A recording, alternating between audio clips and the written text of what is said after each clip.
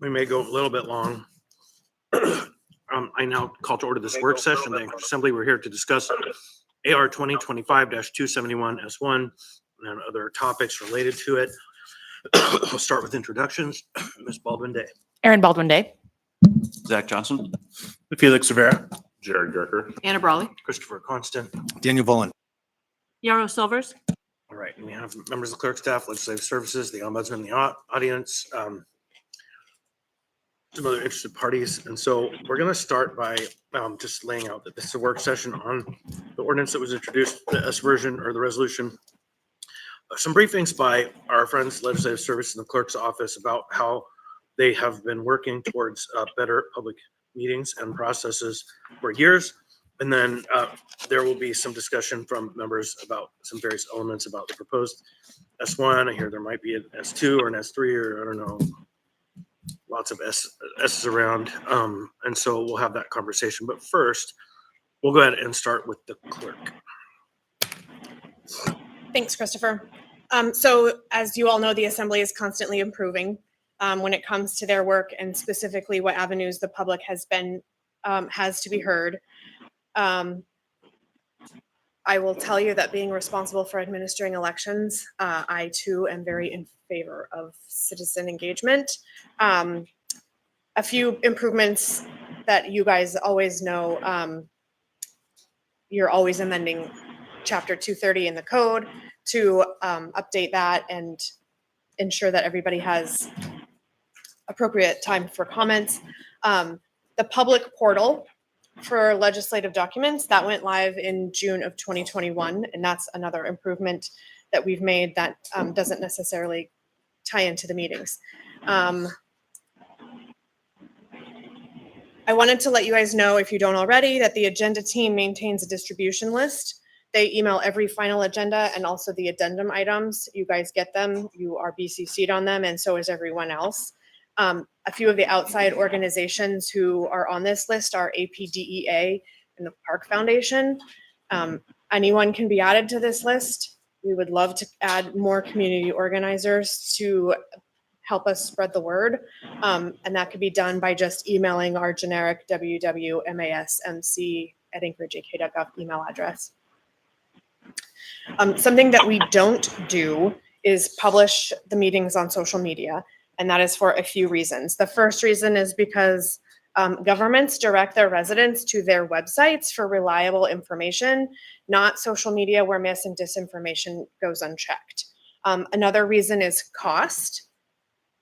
The staff time for content creation, replying with information to questions that are posed on the feed, and also commenting positively to hateful comments to clean up the image. And also the cost of the software to capture the records. Not only is the post itself a record, but the comments are a record. And if a commenter wanted to come back and delete their comment, we have a duty to maintain that comment, even though the commenter went back and deleted it. So there's a cost to the software capturing all of that.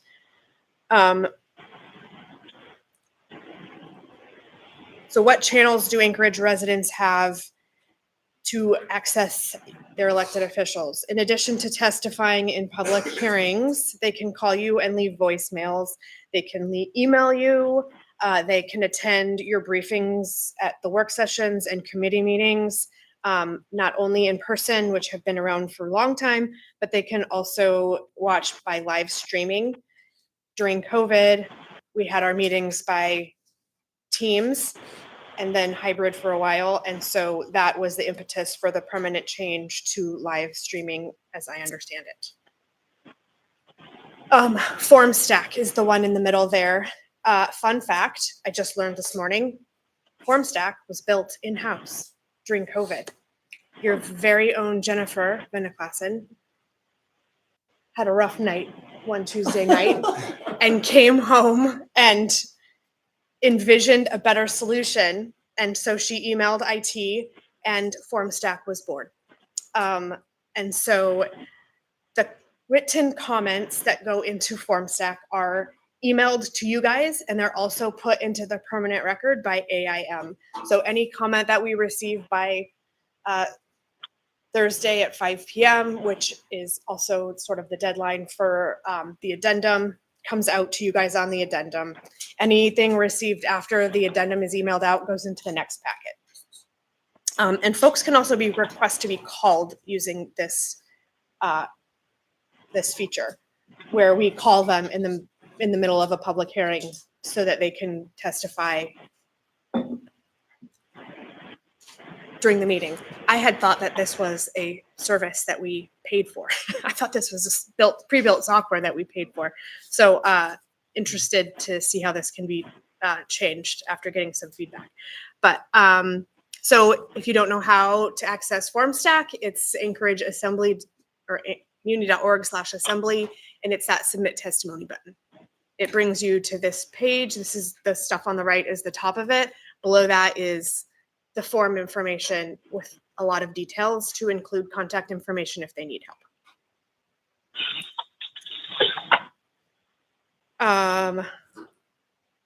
Public comments are continually reflected in legislation.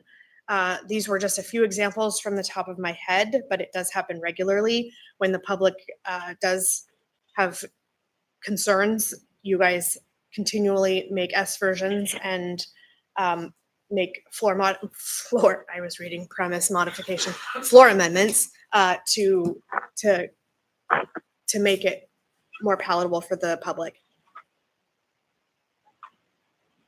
And so before I hand it over to Claire, in the more consistent improvement vein, legislative services was reimagined.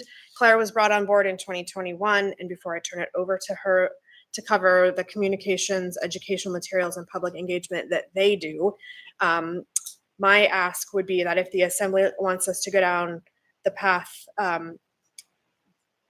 for the next steps of continued constant improvement with the National Civic League and the FCC, that we be directed to collaborate with them to make sure that the materials and content are educational so that the participants know what is available to them and their feedback is meaningful to the options that we currently provide. And I understand that the FCC is open to that. So now I will turn it over to Claire. Right, Claire Ross, Legislative Services Director. We actually just last week hit our 4th year anniversary of being in office. I want to acknowledge a lot of the clerk's office and assembly members were doing this work before we got here, but I think there was a feeling that there could be more community engagement. And when I was hired for this position, I was given a story of a group that had come to the assembly needing changes to their area. I don't even remember what it was. And so an assembly member did an AO and was making these changes that the community group actually asked for. And then that community group fought against it because no one reached out to them to let them know that it was answering what they wanted. And so they end up testifying against it because there's a misunderstanding. So that was kind of an example I was given when I started. And so I saw civic engagement and communications about what is going on in the assembly is a really big role for our office. And so since I started, we have updated our website, made that more engaging. We do an e-newsletter after each assembly member meeting, which covers your big votes on what happened at the last meeting and then what's scheduled for the upcoming meetings. We do press releases that anyone can sign up for that list. We've been helping members with working groups and stakeholder input. We're currently working on one, the task force to reimagine the Public Safety Advisory Commission. We do a Muni 101 curriculum for youth groups and school groups. So if anyone has a group you'd like us to do that training with, we're always happy to add those. And then we do the city nerd nights and summits on big topics. Next, I'm going to hand it over to Allie to talk about something new we've been experimenting with, and then we'll come back to me and I'll just tell you what we have planned for the future in this area. This summer, we had the opportunity to expand our professional capacity by bringing on a part-time constituent relations aide. And so with Michaela Wilson's help, we were able to deliver a feedback loop of sorts to folks that were testifying to you all in a written format on AO 2025-74. So this was a hot topic that you all had taken up, and both folks that were submitting written testimony through the form stack and email testimony, Michaela tracked and sorted all of those contacts into a folder. Ultimately, it became a list of over 200 constituents that had reached out to you. And over the course of the legislative process, we delivered updates to that continually growing list of folks that were nonpartisan and educational, just updating on your process and when a work session or a committee meeting or a special meeting were coming up, we would let folks know what was up ahead, and then we would give an update after that meeting had happened. And so in that legislative process, we ended up sending 5 email updates to that very targeted group of people that had already reached out and expressed their interest in that topic. Michaela's last day will be Friday of next week, so a week from today, because she took a full-time job with the school district. So thought that that is a great opportunity for her. And it means that we won't have this additional capacity of constituent relations. And so I share that story as one, I think a really successful constituent communications strategy, and one that we'd love to continue doing, but would need that additional staff support to do so. So our next steps, as we get our office more settled and have more time, we want to really expand the civic education work. And so I've been working with a group of people, including Lusac Library, to come up with a civic square there, which is it'll be a full-time informational booth with just how to get involved in your local government. And then different muni departments who have plans that they need comments on can put their stuff and table at that spot. So we've been working with the planning department to plan that out. I've also been working with the I team, and we have a little project to talk to staff who do civic engagement and outreach, and maybe develop some best practices among the muni so that departments can be better at getting the word out and taking input. And then we have big dreams of providing more interactive activities on big topics. We've seen it in other cities like participatory budgeting or civic assemblies. And so we've been working really close with Ari at the FCC to see what these possibilities are. The FCC has introduced the local lens, which we got to present on this week. And it's such a great opportunity, webinars that happen I don't know, gosh, there's been quite a few, almost monthly sometimes, to do a deeper dive on some of these issues like housing or transportation that are a little more confusing and need more time to explain. And we are currently this fall working with the budget leadership to do more outreach and education on the budget so people can understand how that works. So we feel there's a big need to get people more involved in government and learn how it works, and we're open to ideas, and we consider the FCC a very strong partner of ours. That's it. A question from Ms. Brawley. Yeah, just a couple of questions.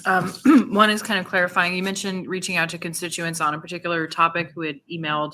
Let's take the camping ordinance as an example. When individual members respond to folks like that, often we'll give our, personal opinion or whatever the member wants to say. I'm assuming that's not what you're doing, but can you kind of clarify the nature of that communication? How much was it about the content versus the process and all of that? Yeah, I appreciate the opportunity to respond to that.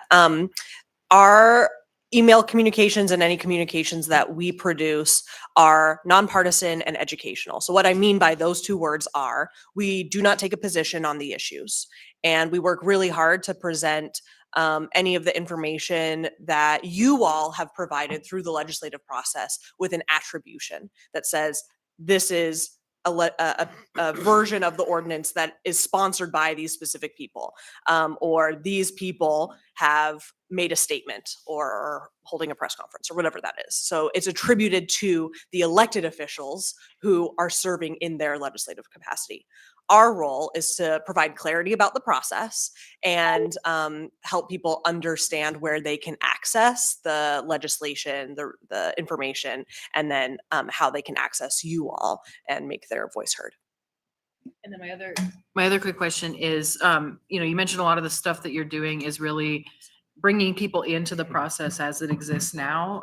How much have you guys engaged with kind of either actively making recommendations to change those processes, or do you see that within your role, or is it outside of your scope? I wish I'd done a visual, but we have this vision in our mind of kind of concentric circles of people. And there's the people who watch every assembly, the Mike Edgingtons of the world, who watch the assembly meetings and know what's going on. They know how to access the information. And so for them, they've got the newsletter where we are sending the updates of what's going on. And then there's a circle outside of that of people who don't really, they kind of know there's an assembly, but a neighborhood issue comes up. So they probably get involved in their community council or talk to their neighbors or write an email. And that's where we want to catch them when they have that interest, and then maybe bring them into the next circle or show them how they could enter that next circle when they want to. And then there's an outer ring past that of people who don't even know there's an assembly or a municipality. They just know they live in Anchorage, but they care about how much taxi cab rides cost or camping in their neighborhood. And so that's kind of the nut we're trying to crack now, is how to get to those people so that they don't have to come to an assembly meeting. They could give their input in other ways. But then you asked about changing things, and I see Ms. Baldwin Day has a question after that. But changing things, we don't too much, because that's really the clerk's office reign of how the system works, and there's code. And so we don't really touch that too much. We're mainly just trying to help people understand the system as it is now. Thanks. Mr. Bond. Thank you, Mr. Chair. I really appreciate hearing about the hard work that Legislative Services and the Municipal Clerk's Office is doing to foster participation, to outreach to our community. I know that there's a lot of past and ongoing efforts. The version that is before us is the S-1 version, which I am the sponsor of. I'll just say right off the bat, there will be another substitute version that would restore the $5,000 of grant funding. I did provide a memo for today's work session, and I think I just kind of want to walk through that and sort of talk about what I'm envisioning and where I think this project can go. I have some concerns, but I also think I have hopefully a constructive direction. So my concerns are that I think there's an underrepresentation of those who participate or know how to participate in the community council system.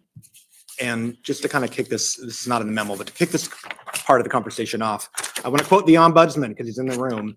I remember, I think maybe about a year ago, I was at an FCC meeting and Daryl was doing some training with the FCC, and he talked about how, community councils don't have any real power per se, but they are very powerful when it comes to affecting change in our community. And I remember when I first moved to Anchorage and got involved in my community council, South Addition, and then eventually I served as the vice president of the South Addition Community Council. But when I first started attending, I was so surprised that I got to hear directly from my elected officials, my state senator, my state rep, my assembly member. I got to hear direct reports from the fire department and the police department, and I had never experienced that level of direct democracy before moving to Anchorage. And so to me, that was very inspiring. And so I just want to highlight that I see so much value to what the community councils do. But I do think, and I think we've all talked about this and can acknowledge that there are some things that could be improved with community council meetings. And I think that one of the criticisms is that not everybody knows how to access them, that they are sometimes perceived as exclusionary or underrepresentative, with participation skewed toward a narrow demographic and interest. That perhaps is a broad generalization, but I think that is something that we hear and maybe perceive. So without reform, I think that the Federation of Community Councils does perhaps risk reinforcing inequities rather than expanding representation and participation.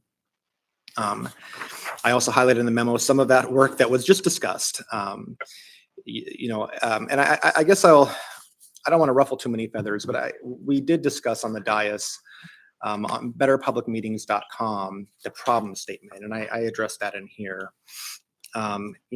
Personally, I think that the way that this project is framed, I find it inaccurate, and I think it undermines the recent efforts that the Assembly, the Municipal Clerk, and the Legislative Services team have been making to help facilitate public process. When this project frames that public trust in government is low, that our meetings reduce public trust in government and make it hard to make decisions. I'm just not entirely sure that that is a fair framing.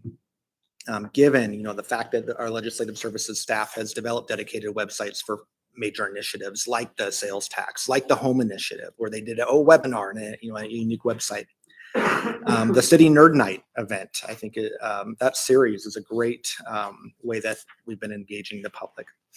The efforts that Claire mentioned to create these pop-up civic town squares, those are underway. The clerk's effort, the huge effort to bring on the public portal for assembly documents. And right now we've talked, I think recently at a rules committee meeting about looking at better models for accessing Anchorage Municipal Code online. One thing that I don't mention in the memo too is the online checkbook that Member Constant and I co-sponsored and our colleagues supported, so that the public can look directly at the way that money is being spent by the municipality. So my proposed revision, which is in the S1, would rather focus the project on strengthening the Federation of Community Council meetings and community council meetings themselves, outreach and inclusiveness, and particularly with an emphasis on lowering barriers to participation for renters, younger residents, BIPOC communities, and others who are historically underrepresented.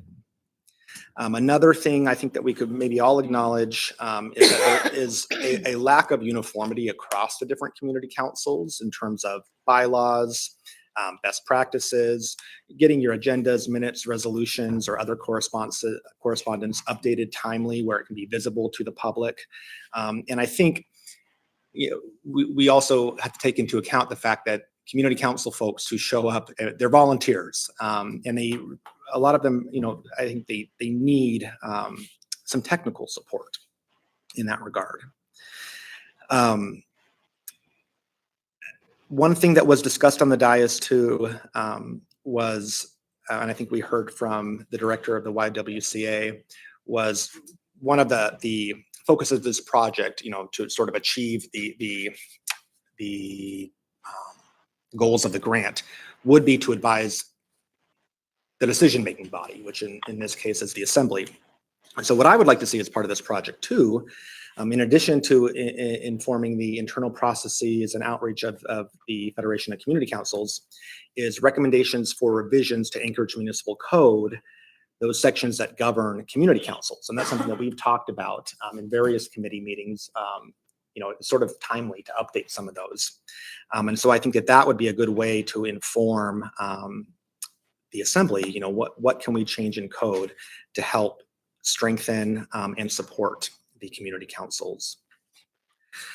So that, I guess, kind of outlines where I am wanting to move forward on this S1 version. Thank you, Mr. Chair. So for purposes of initial presentation, I have one part of it, but I have two folks in the queue. So we're almost done with the first part, but Ms. Baldwin.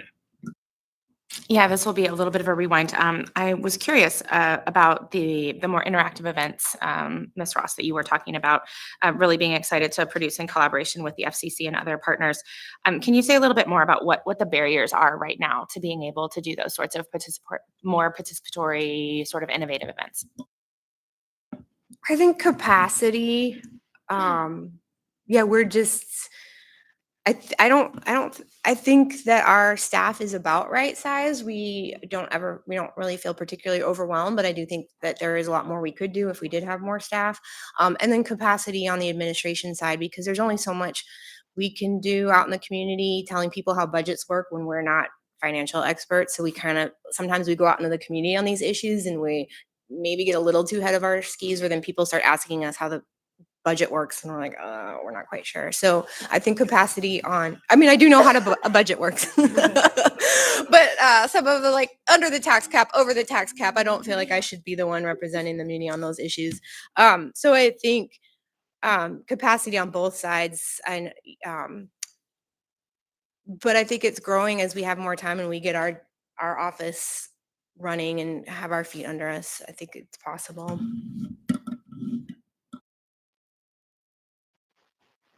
Right, Ms. Silvers. I have some questions about the website. Can I ask those now or should I wait? Yeah. Okay. Yeah, why don't you wait for that, and I'll go and finish my presentation part. And then Okay. we'll open. Tried to have printed for you a copy of the section of the community councils in our code. It's But a I long asked- section of asked way code. too It's late. 54 pages. I asked way too late. And so, wait, 54? No, 20. Oh, with the maps, yeah. With the So maps, we- it's 54, I need and the I put maps. it off until minutes before the meeting because I No. thought it was 2 pages. I asked. He asked At last like night. 10 o'clock or 9 o'clock last night, so it was unfair expectation, so it's my fault. But It's we our do fault. have the ability to put it up on the screen. And so, just so folks understand what we're talking about when we talk about the conversation about why don't we, if we're going to commit to a project like this, be specific, be kind of driven to something that's measurable and concrete and narrow enough that we can achieve some outcomes. And I would say that I asked the clerk to look at the other projects that this organization that is kind of getting behind this from the outside has done. And I think the 3 areas that they have worked in have been more narrow. They haven't been this broad and searching, all in conversation, but instead, let's see, I have it here. Oh, it's somewhere.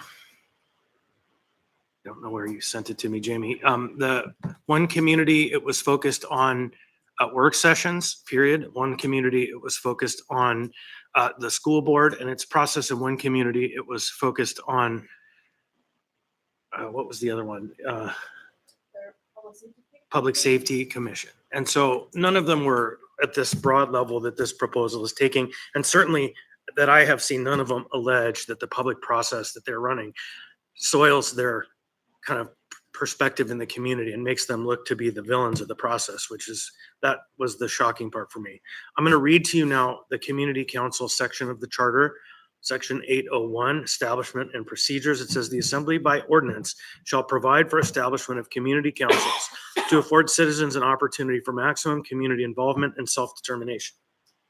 That is the question that the main original resolution seemed to have sought to approach: community involvement and self-determination and participation. The ordinance shall include procedures for negotiation between local government and community councils with respect to the duties and responsibilities of each council. That's what the charter says. It says by ordinance, we shall do this thing. Then, as Jamie said, there's some 50 pages, but really there's 18 pages of information if you go into the Muni Code and start to look. And it talks about the purpose. The purpose is to implement the charter by providing direct and continuing means of citizen participation by a method which they can work together for expression and discussion of their opinions, needs, and desires in a manner that will have an impact on the community's development and services. Gives governmental agencies a method for receiving needs, desires, recommendations, resident groups, and local governing bodies an improved basis for decision-making for all programs affecting community development and individual well-being. This is literally the vehicle that we have created by charter, long before any of us were here, to address the concerns that were laid out in the original resolution. I think that I would take you to section, well, why don't we, because he's here, go to 240.035. And it actually speaks to the fact that Girdwood has a special recognition. Then we go to the bylaws section, 240.036. Now, it had been asserted that the assembly doesn't have the ability to tell community councils what to do, so we should focus on ourselves. In fact, every 10 years or so, it's due at this point, because it hasn't been done since 2014, there's been a review of the community councils and its bylaws. The bylaws are in fact how we establish orderly operations and communications with community councils. I was on a community council when Mr. Hess at the time went through the whole process, did an update to this section of the code, and then they sent out to all the community councils, your bylaws need to be in compliance with these rules. Other than that, you're on your own. And so that is how we affect the kinds of changes that we seek in the effort to ensure community councils are in fact following our rules. And if they follow our rules and have applied for recognition, they are recognized by the assembly.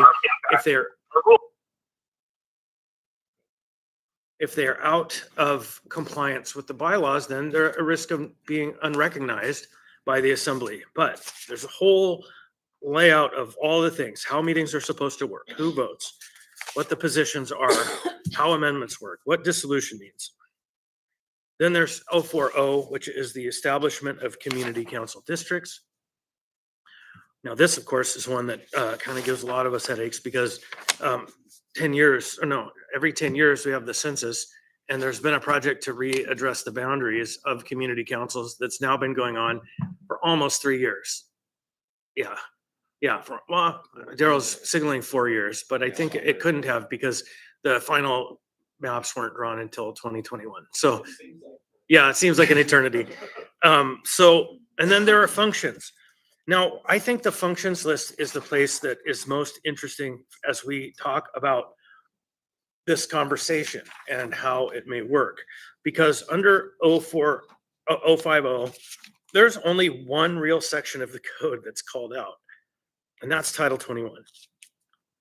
Land use, land use, land use. And so I think that there are probably a lot of areas within the municipality that meaningful review, conversation, and more heightened scrutiny from community councils and the communication to the municipality are in order. Now, I will say that's kind of the review of the bylaws, and everyone should take a chance to read through them because it's not a simple document. It's fairly complex. It's not our most complex. It's not Title 21. But in my years of service, the thing that I have continuously heard from members of the public, from members of the body, is that we have had challenges working with community councils because there are many issues. I think Mr. Wallen's memo pointed some, they're not necessarily representative of the neighborhood. They are representative of the 5, 10, or 20 people who show up regularly. And those people don't always look like the neighborhood. They don't always sound like the neighborhood. They don't vote the same way the members of the neighborhood would, but they have an outsized participation in our public process. So it has been a request since I've been in this work. How can we help community councils be more effective at reaching the constituencies and the districts that they represent? That is a big unanswered question. And if we want to talk about building trust in our community, it really relies upon these processes that we have reaching the community and not just the same 50 people telling us what they believe we should do. And then our system reacting to those 50 people at the kind of loss or shortchanging of other voices in the community, which I think is where the two projects align. I think that's kind of where I want to stop with my presentation to this. And that's everything that we had to lay on the table in the conversation. The ordinance resolution that we have moved forward, the S2 that's coming forward goes forward. There is funding there, and it will focus this project, including with assembly members and their effort in the body. So it meets the standards of the NCL group to narrow in on this section of the code and improve our process through the community councils and help them be more representative. So that's the thesis of the proposal. Now it's open floor. Okay, Ms. Silvers and Mr. Gerker, good. So I was reviewing this website, betterpublicmeetings.com, and I had a few questions about it. First of all, who built the website? You can come on up. State your name for the record. Yeah, you can both come up if you want. Yeah. You may.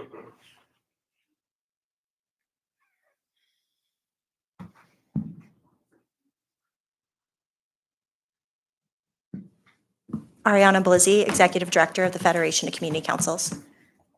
Jesse Lavoie, CEO for YWCA Alaska. And so the question was, who built the website? That's the first question. Oh, I so actually have sorry. Several. So who built this website? I built it. Okay. The problem, there's 4 problems in the boxes. How were those identified?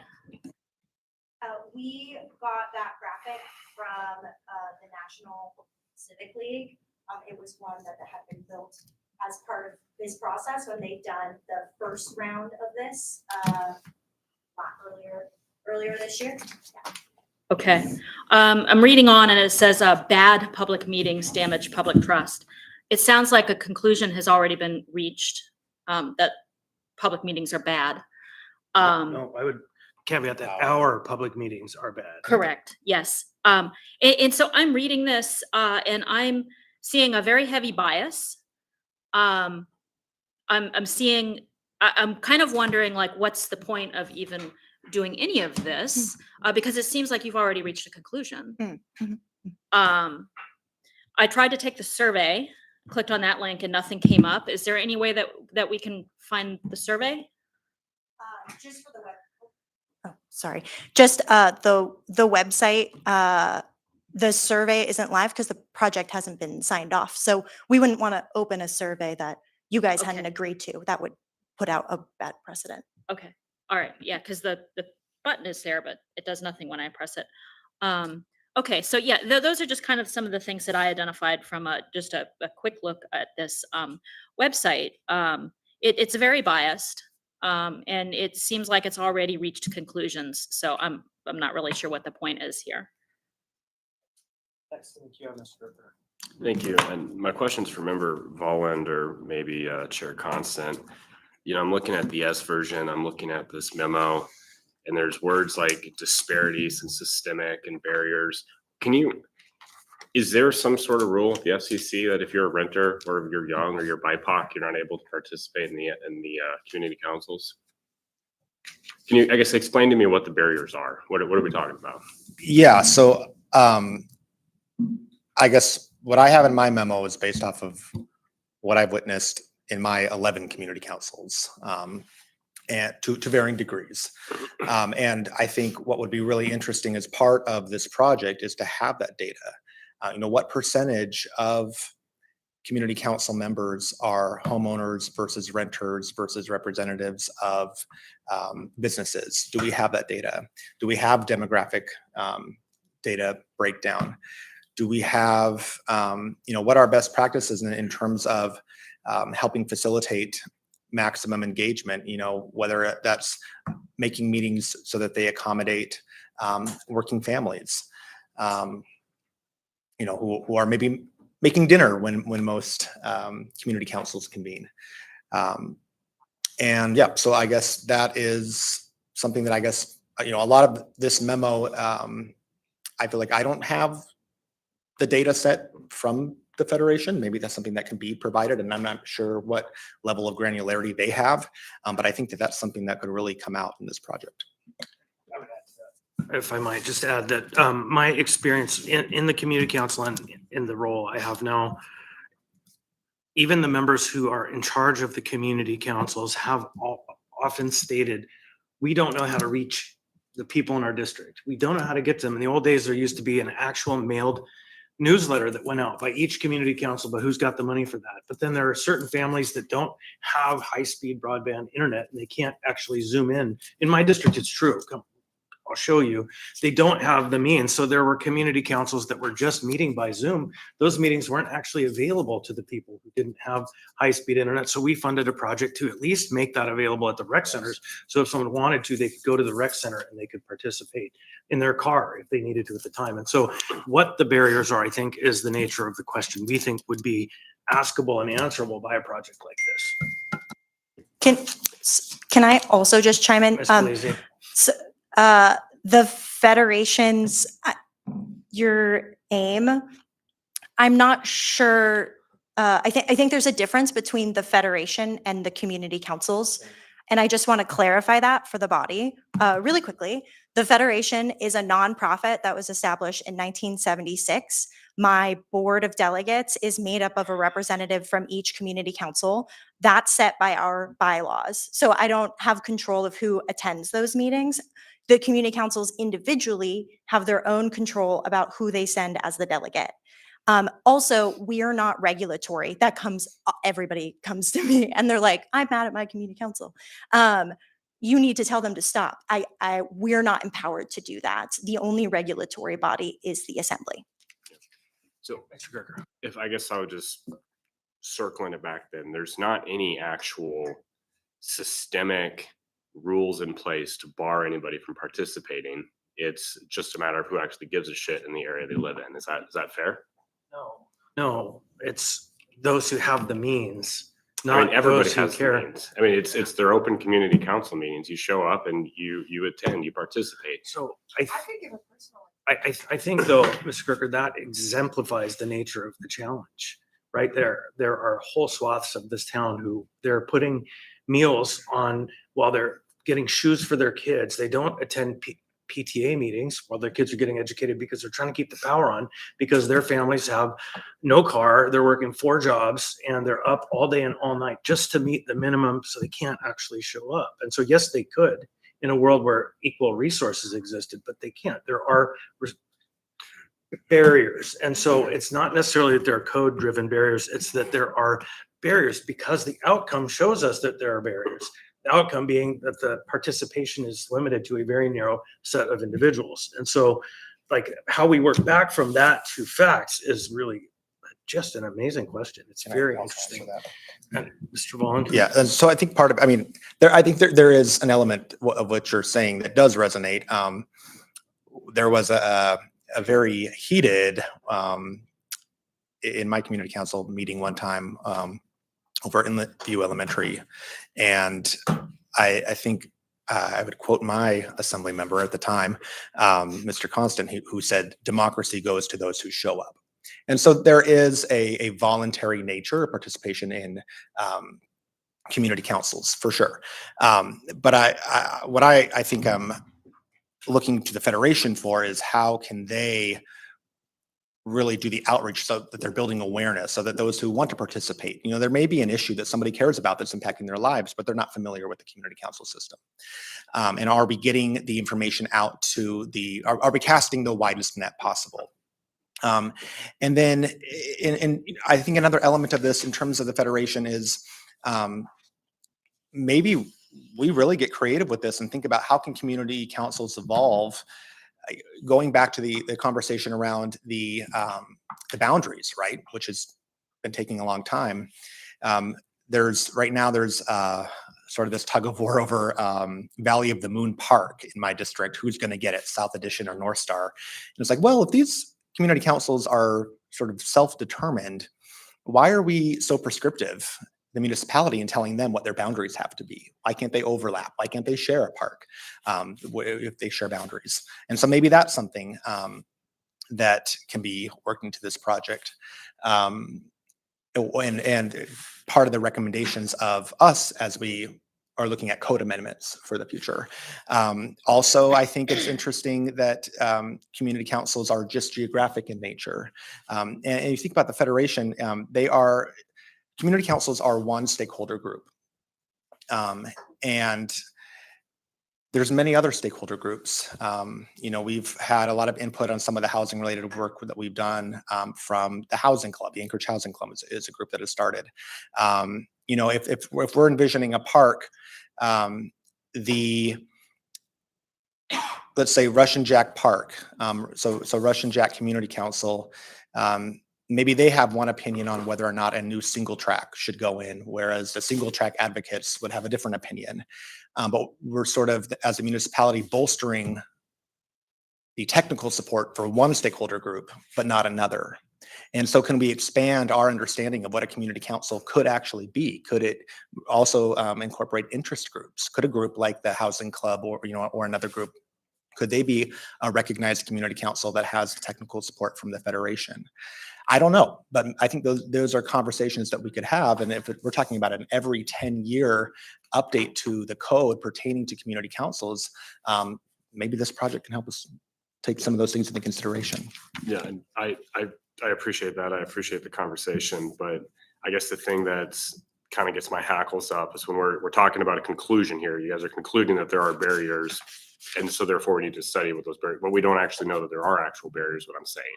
So I guess I just get my hackles up a little bit when we talk about disparities or systemic issues when we don't actually know that there are any, and there aren't actually any. So that's all I'm saying. This will be a fun conversation to have as we go forward, I'm sure. Yeah. All right. We don't need to debate it. Ms. Baldwin Day. Oh, I'm sorry. You're right. Ms. Brawley, then myself, then Ms. Baldwin Day. Yeah, thanks. First, I'll just mention a few kind of things, and I do have a couple questions for the S-1 sponsor. Oh, one thing, we're just about to run out of time. We started 15 minutes late. Is it okay if we continue? Anyone object? Thanks.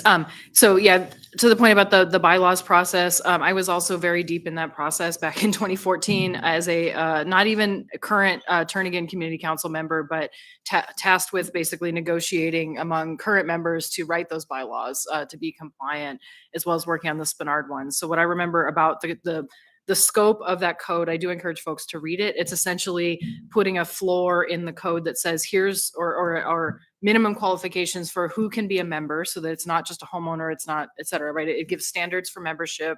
It gives a requirement that folks need to be 18. There was a huge discussion about whether to allow under 18 to be members. It has requirements like your meetings have to be open to the public. There needs to be a voting process. You know, there's those kind of standard items, with the idea that if you're recognizing an organization as a community council, they have to meet those standards. It doesn't talk about what your officers need to look like. It doesn't have your rules of procedure. Some councils require introducing a resolution in advance, for example, others don't. So there's a lot of things it doesn't touch because, again, my understanding of that code is to maximize the community council self-determination to make their rules. So that is, it's really important to read it that way, that it's not that the council has to do every single thing the same. It's that there's some standards and then they make those decisions. I'll also share about this particular work session. Myself and Ms. Baldwin Day are sponsors of the original version. We did have a work session on that several weeks ago. In scheduling this work session, we were not involved in the scheduling. We were informed after the fact, and I believe that's pretty standard, but I just want members to understand that. There was some confusion about whether we could bring documents to this work session because of its noticing as the S-1 version. So there were some draft documents that we had intended to provide and have not done so, but just want to put the intent on the record that we will bring an S3 version, working closely with the project leads, FCC and YWCA, who we've been working with all along. And then lastly, I guess I'll just say before my questions, this has been a really interesting conversation that it's surfaced. And like I've said before on the dais, often we get into these items that become, I guess, proxy fights or proxy discussions for other issues. And so I want to really hone it back to this particular one. So my approach to this project has been the understanding from the National Civic League that their grant program, because again, this is support for a specific grant program.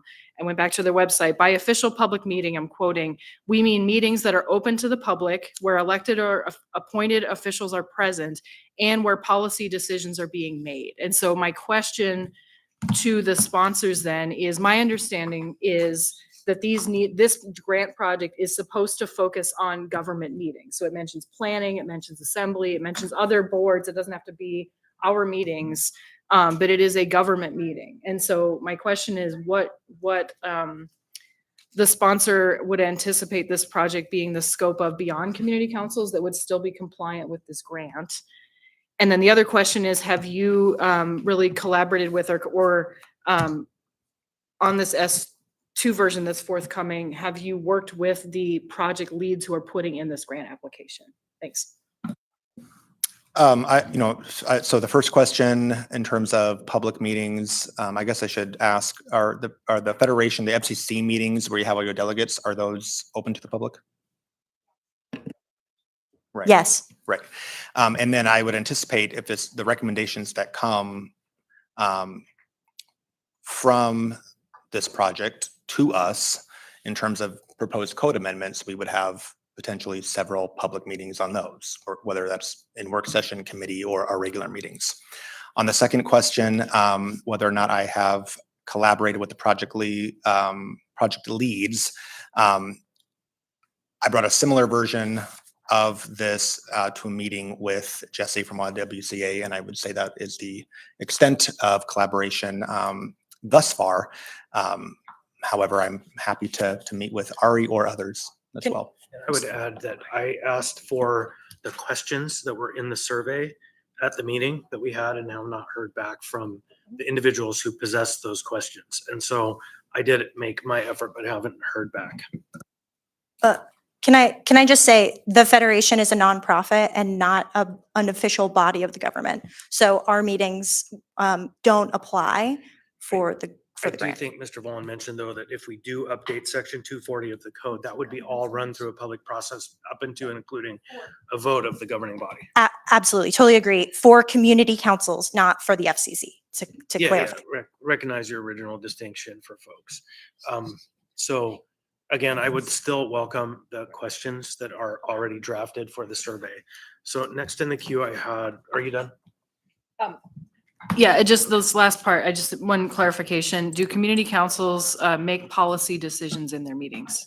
No, they're advisory to the assembly as listed in code. I think it specifically says they're advisory bodies. Yeah, that's the man. And then Ms. Baldwin Day, and then Ms. Silvers. Thank you. I'd like to clear up what seems like a misconception, and that is that the entirety of this process, the scorecard, the survey, the website are all static and set in stone. So as communicated in the first work session that we had, this project is designed to be very specifically tailored to the city in which it is occurring and to the infrastructure, the civic infrastructure that already exists in that space. So I will put forward a mea culpa that I did not do a great job of evaluating the draft website that was put forward for your review. I understand why some of the language in that website appeared very problematic, and I absolutely appreciate that and own that.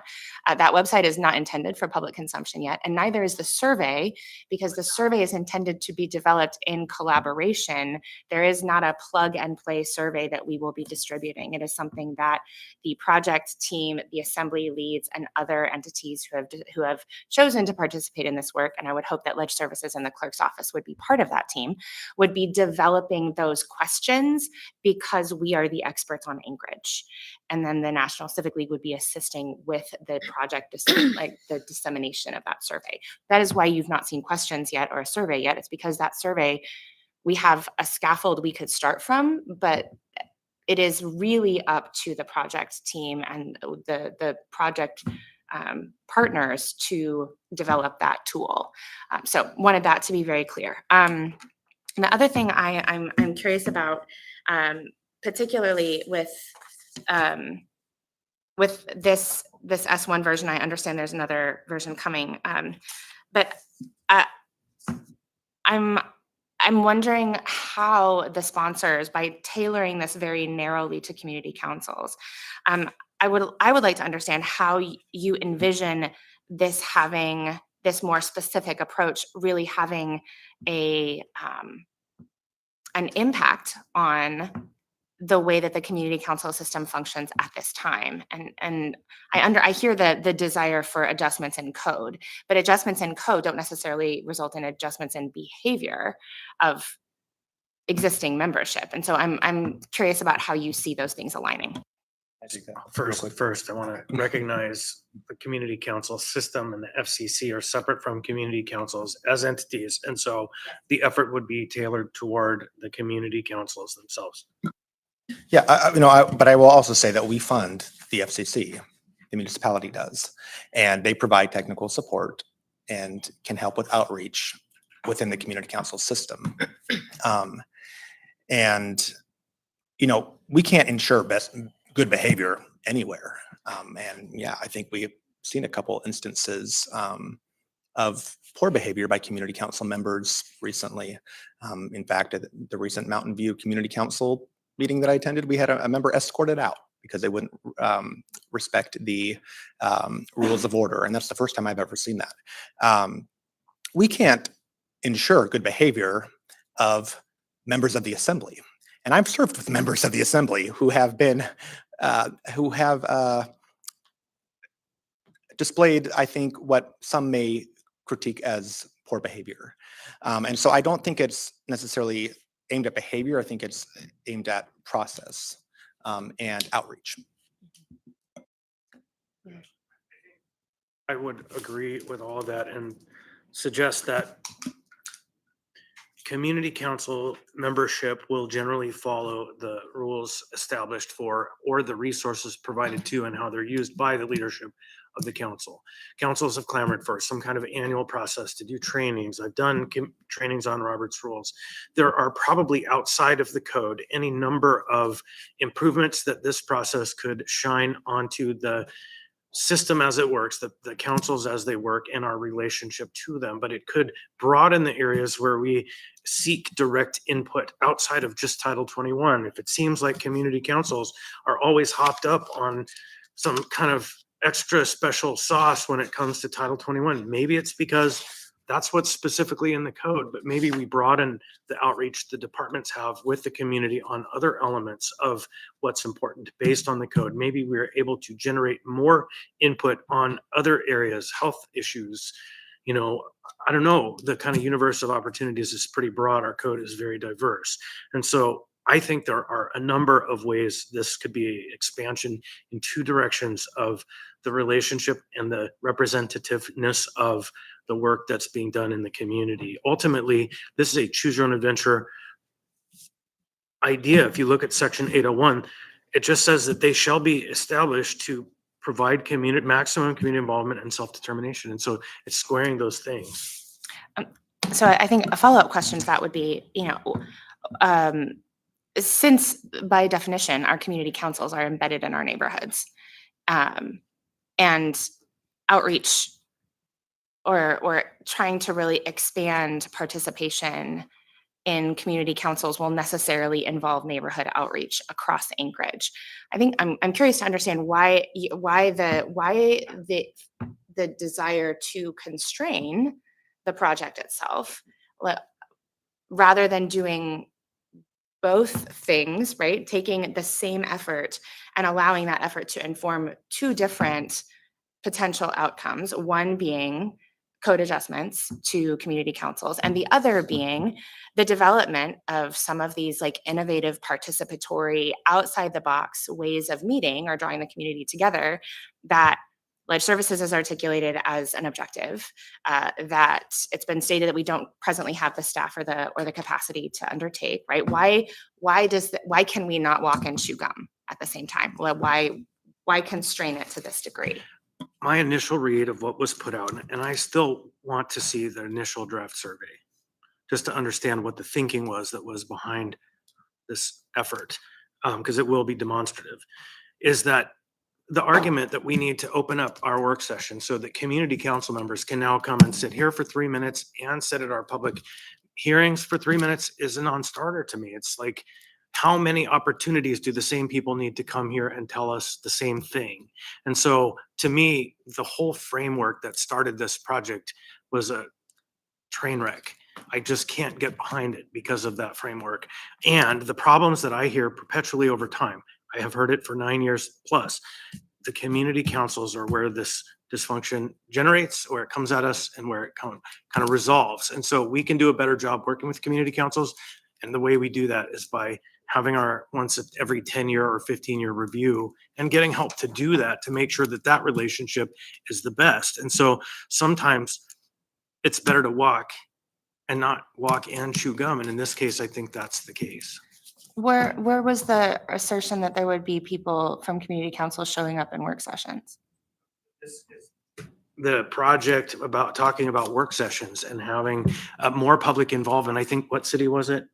Boulder. That's how they went with this. And that's the closest cognate of the proposal to what is being proposed here, is the Boulder effort. So the understanding that you have is that this project would mirror projects that have happened elsewhere, that it wouldn't necessarily be developed in such a way that we are actually getting something that we ask for and not compromising our own charter and code. Let me go back to the 4 boxes. I think one of them specifically said 3 minutes is not enough. That's okay. So it really for you is the challenge here is about the text on the website. No, I think that the challenge is the general expressed intent that was presented to us. That's what the challenge is. So as a sponsor, can I also just chime in? I think Member Baldwin Day, the point about walking and chewing gum is heard. I just, again, going back to my memo, we are chewing gum. We are supporting all of these efforts that Legislative Services has done, that the municipal clerk's office has done. We brought forward legislation as a body, again, going, the municipal checkbook, online open checkbook. We're chewing a lot of gum. And I think what I'm hearing from a capacity standpoint is that the wad of gum is really big. It's like what is the bazooka gum? We're chewing a lot right now. And so, I think that's where I think perhaps a more narrow focus may be more achievable. Ms. Silvers. Yeah, I just kind of want to go back to something that I said in our first work session, and that is, how do we go beyond the community councils? And so, to your question, to the sponsors of the S version, but I just had thoughts of my own that I wanted to share. I am interested in knowing how the assembly can have better public meetings.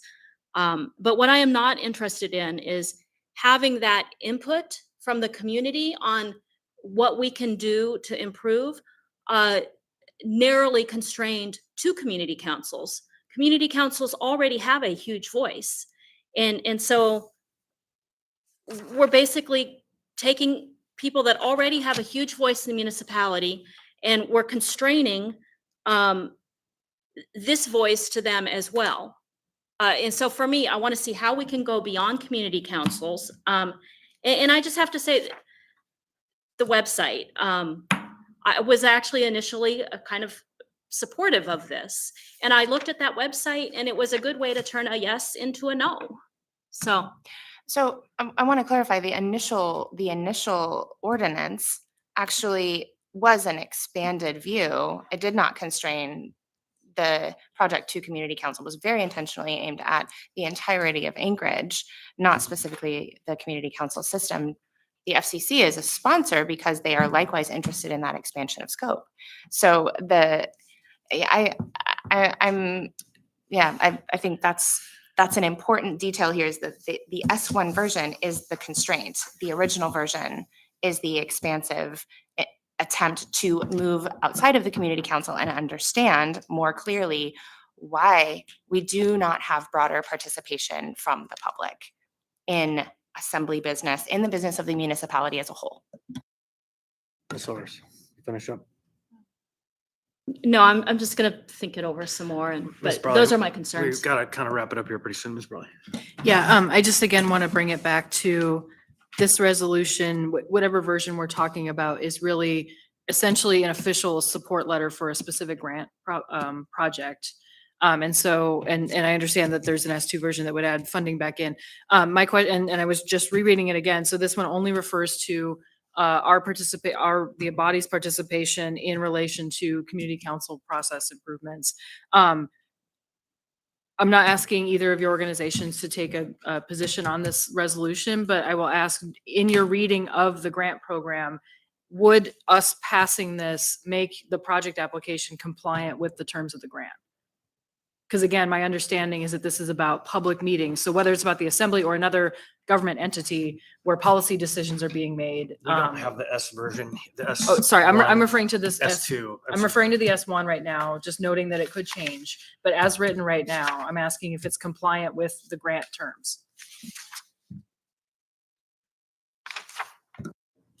I think Nick from the National Civic League is on the phone and might be able to answer that. I don't know that he's read the S2 version, so I don't know at this time. It might be an acceptable Okay, answer. I'll answer it. The S1 does not comply. They've already told us that by email because it doesn't have funding. And it does not have participation by the local government, but the other versions do. And we don't have time for another entity to join the conversation right now. We're 15 minutes over. And so obviously you're asking a question that's been answered, but that's the answer. No, this version does not, which is why there was a follow-on version. So, thank you. Anything else? Okay, this is going to be an ongoing spicy conversation. I am waiting for the questions for the original survey. Please provide them.